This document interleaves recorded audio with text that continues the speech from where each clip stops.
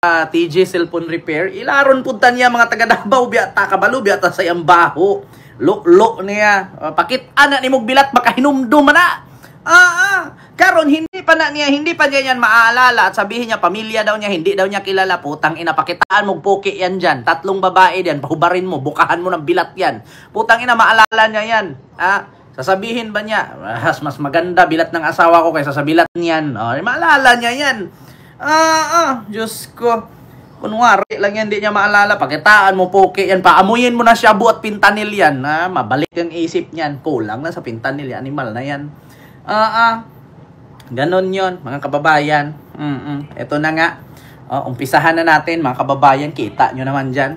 Si Digong daw, mga kababayan, hindi daw niya maalala. Opo, Ma'am Philly Agpuon. Hindi daw maalala ni Digong, mga kababayan. Unahin natin to si Digong, mga kababayan. Hindi daw maalala ng dating Pangulong Duterte, dating Pangulo, ang kanyang mga anak or pati ang kanyang pamilya, according yan sa abogado niya na pangalang si Nicolas Oboman. Putang ina, painumin mo pintanil yan, maalala niya yan. Sino ba pinagluloko nila? Ito mga kababayan, susunugin natin yan. Mga DDS, huwag kayo magalit sa akin real talk lang. Susunugin ko ang kalukuhan na wala na daw. Yung memorya daw ni Digong, palunukin ko yan ng grips na purple. Babalik alaala niyan. Iahak niya, animal. Ito mga kababayan. Gusto kong sabi ni Ate Seedless pero may buto. Parang si Digong lang yan. Sabi hindi maalala. Ito mga kababayan. Ito ang sabi ng abogado ni Digong na si Nicholas Kaufman. Ito mga kababayan. Wait lang. Ang sabi ni Digong, mga kababayan, or ang abogado ni Digong na si Nicholas Kaufman mula sa People's Tonight. Ito po. People's Tonight News po ito, mga kababayan. Ito po nakalagay. Abogado ni Digong yan According dito, mga kababayan, sa abogado ni Digong, sa People's Tonight, hindi na umano, People's Tonight, hindi na umano makaalala ng mga pangyayari, lugar at maging miyembro ng kanyang sariling pamilya si dating Pangulong Rodrigo Duterte, kaya ang pursuit of legal proceedings against a redacted, incapacitated individual must be terminated. Sabi ng abogado niyang si Attorney Nicholas Kaufman. Parang hayop? Hayop. Kinakain ng tao. Gitna, tuhod, paa, ulo, tao, hayop. Kasi hindi na daw maalala ni Digong, mga kababayan, ang kanyang lugar, pangyayari, at mismong pamilya. Hindi pala to pwedeng sumali si Digong sa Pinoy Henyo sa Itbulaga kung ganun man ang mangyayari. Ano to? Hayop? Mukhang hayop. Tao. Hindi. Demonyo. Presidente sa impyerno, si Sara. Ito ang sabi, mga kababayan. So, ito, kita nyo naman, wala na daw. Memorya ni Digong, nabura na daw. Tao ba to? Tao. Hayop. Dinikit sa noo. Hayop. Mukhang hayop. Ugaling hayop. Demonyo. Tao. Hindi. Pagkain. Sa ulo, gitna. Ano to? Exotic. Bilat. At tama, bilat yan. Putang ina. Pag bilat ang usapan, makakaalala yan. Ano to? Iniinom? Hindi. Ini-inject? Fentanyl? Fentanyl yan, fentanyl. Makakaalala yan. Putang ina, sinong pinagluloko ninyo? Ito ang sabi, Digong di na kilala ang sariling pamilya. Hindi na daw kilala ang sariling pamilya. Ang sabi ni Kaufman, with his impaired memory and concomitant inability to retain new information or to recall events, places, timing, or event members of his close family and defense team. Mr. Duterte is unable to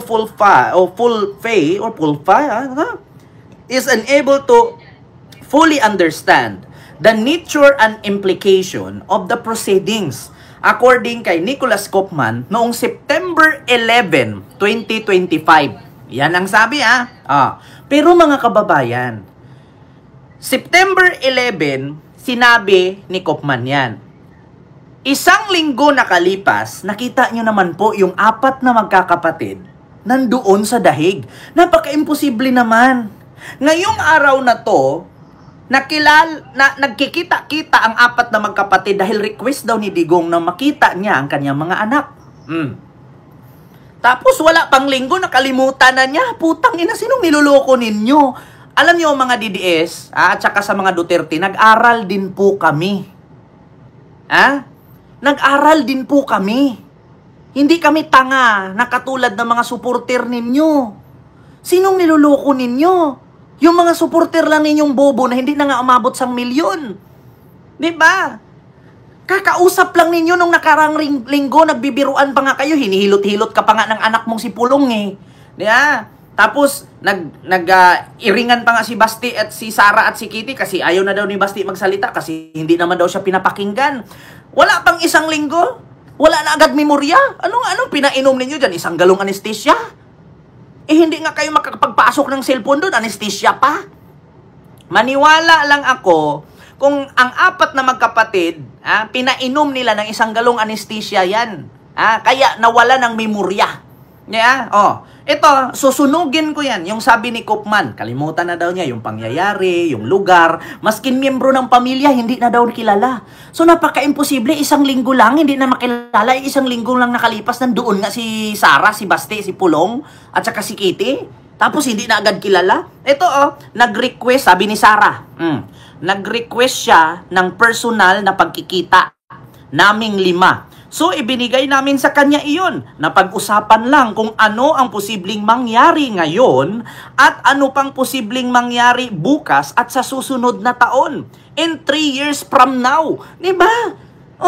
Anong palusot niyan ni Kaufman? Hindi na daw maalala ni Digong yung mga pangyayari. Pero pinag-usapan pa daw nila ni Sara kung ano ang mangyari ngayon, mangyari bukas, at sa susunod na 3 taon mula ngayon. Kakasabi, alam nyo, I will tell you frankly Kaufman, i-brainwash mo at i-briefing mo ng ayos yung mga anak ni Digong. Bakit? Kasi sila mismo, nahuhuli sila sa bunganga nila. Nakangahulugan lang na hindi kayo nabibriefing ng ayos. Kaya kaming mga matalino, na nanunood sa inyo na nag-antay na. Kumakain na nga kaming popcorn kung kailan ka ikulong Kailan ka ma-acquit Kausapin mo, Kaufman, yung mga anak ni Digong. Kasi araw-araw yan, may mga vlogger na kaharap nila at nag-a-update sila. Kada labas nila galing dun sa loob sa pagbisita kay Digong, sinalubong sila ng vlogger dyan. Diba? Sinalubong sila ng vlogger. Paglabas mo lang nila ng pinto ng kulungan ni Digong, nandun na si Harry Roque, nandun na si Alvin, nandun na si Banatbay, nandun na si Dada, nandun na yung mga DDS vlogger. Kada labas nila doon, kada bisita nila, ina-update nila. Kaya lumalabas sa mga bunganga nila na pinatawag kami ng tatay namin. Magkita-kita daw kami kasi baka ipasa na daw niya sa amin yung bato ni Darna. Hindi namin alam kung sinong magmamana. Kakasabi lang ni Sara, naligaw-ligaw pa nga sila dun sa mall kaya naghanap ng CR si Kitty. Tapos wala pang linggo nakalipas, kalimutan na agad ni Digong. Anong pinainom nila ng isang galong anesthesia? Sinong pinagluluko ninyo? Diba? Sinong niluloko ninyo? Tigilan nyo na kami sa pangluloko ninyo. Naloko ninyo nga yung taong bayan sa administrasyon ni Digong na napakadaming magnanakaw. Na mismo nga na humiling na nga dati si Manny Pacquiao na Mr. President. Imbestigahan mo po ang administrasyon mo, napakaraming kurakot. Alam nyo ang sabi ni Digong, ayusin mo yan, Manny Pacquiao, kasi pag hindi mo napatunayan at hindi mo naturo yan sa akin, sabihan ko ang taong bayan na huwag kang iboto kay sinungaling ka. So anong masasabi nyo ngayon kay Manny Pacquiao? Anong sabi ni Manny Pacquiao noon? Mr. President Duterte, grabe po talamak ang korupsyon dyan sa administrasyon mo. Anong sabi ni Digong? Sige, maglabas ka anong ahensya ng gobyerno. Ipangalanan mo. Kasi kapag hindi mo mabigay sa akin yung ahensya na magnanakaw kurakot, sabihan ko ang taong bayan na huwag kang iboto kay sinungaling ka. Putang ina, oh. Kinanta na lahat ni Diskaya, oh. DPWH pa lang yan. Paano pa yung ibang sangay ng gobyerno, Digong? 'Di ba? So, ibig sabihin si Manny Pacquiao, totoo ang sinasabi.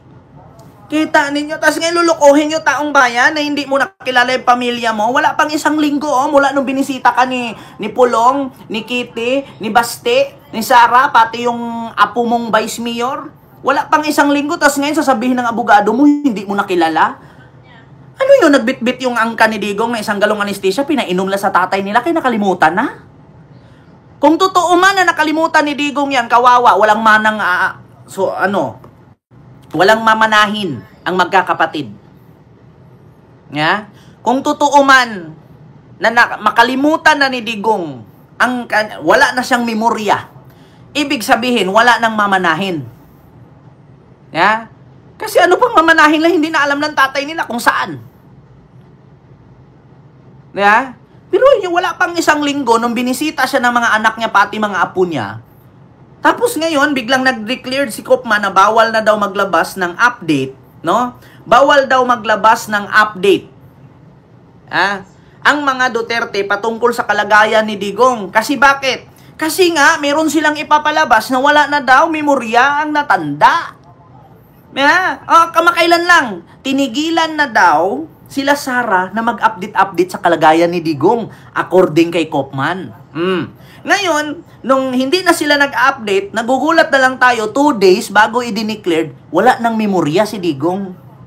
Kaya pala, pinagbawalan mag-update sa loob galing sa kalagayan ni Digong. Kasi 2 days pagkatapos, diniklara nila wala nang memorya. Putang ina, ang bilis naman. Ang galing naman yan. Di ba? Kita nyo, yung update si Sara doon. Nag-react pa nga si Sara. Bakit naman kasi ang tagal-tagal matapos yung investigasyon dyan sa flood control? Sorsuela yan, Sercos yan. Tapos react naman si Baste. Ganito, ganyan, ganun. Tapos nagulat na lang ako, biglang diniklara, wag na daw maglabas ng update patungkol sa kalagayan ni Digong. After 2 days, nag-declared si Kopman, wala nang memorya si Digong. Sinong niloko ninyo?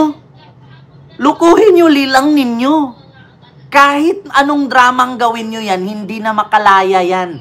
Mark my word, uuwi yan dito, patay na.